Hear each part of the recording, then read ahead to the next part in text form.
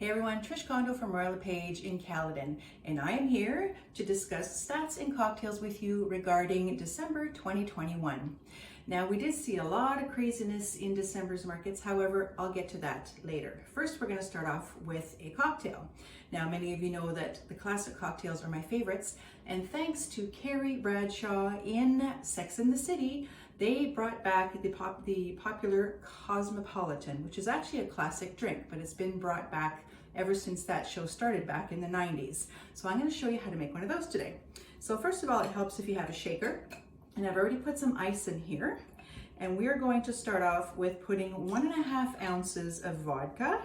Now this is a 2-ounce shot glass, so obviously I'm not going to fill it up all the way. I'm going to go by eye here and judge about 1.5, which is about there. That's the vodka.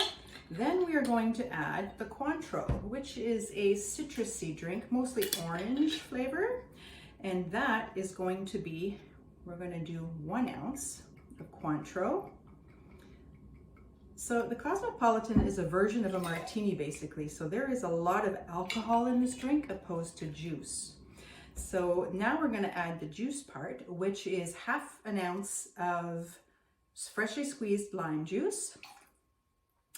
And then you can also add a little bit of cranberry juice. I'm just adding like 1/4 ounce. You can do a little bit more if you want, but again, this is kind of like a martini, so it's not expected to have a lot of juice in it. So then we're going to make sure we put our cap on here and give it a shake.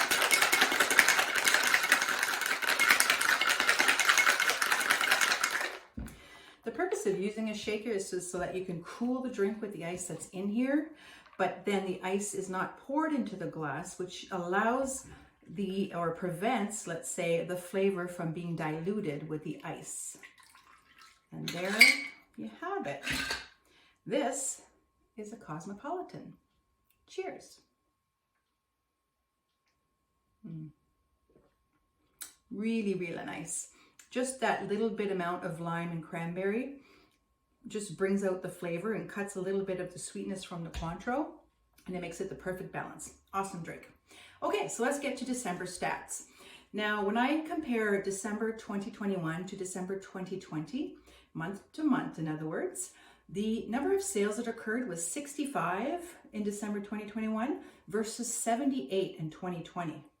And that means that we did 16.67% less in sales. Now, the reason being for that, I'll get to later. But now let's jump to the listing price versus what the actual home actually sold for. In December 2021, the average list to sales ratio was 104% versus 97% last year.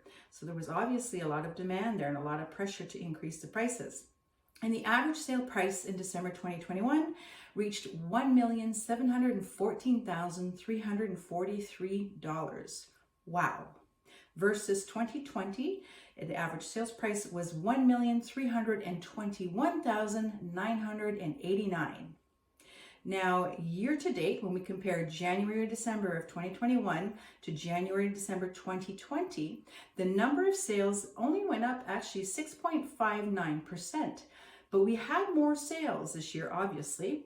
So the sales were 1,343 for the year in Caledon, versus in 2020, we only sold 1,260. So we still sold more homes, yet what happened was there was a bigger demand in buyers. Most people are still fleeing the city. They're moving into rural areas, which has drawn a lot of interest. And especially with the new highway 427 coming all the way up to Major Mac now, this is only going to make Bolton and Caledon a much more desirable spot to live because you've got a highway that brings you almost home. Now, the average sale price year to date for 2021 was $1,462,786. Versus in 2020, the average sales price for the whole year was $1,120,126. This is where you see the significance and in the demand and the buyers driving up the prices, because this increased our average sales price to 30.59%. So it's not like we really had a lack of inventory. It's just that, I mean, it's not like we had less than we did in 2020. The difference is we have way more buyers that are looking to purchase. So right now we are in a very low position of inventory, which is only in demand. Like the buyers are bringing the prices up because they're all battling for few homes. And we'll see what happens in January. That'll be interesting to see what those numbers are, because I gotta tell you right now, the amount of homes available for sale is very, very low, but with a ton of buyers out there still trying to buy. So if you have any questions, please feel free to reach out to me. I'm always happy to help. Take care.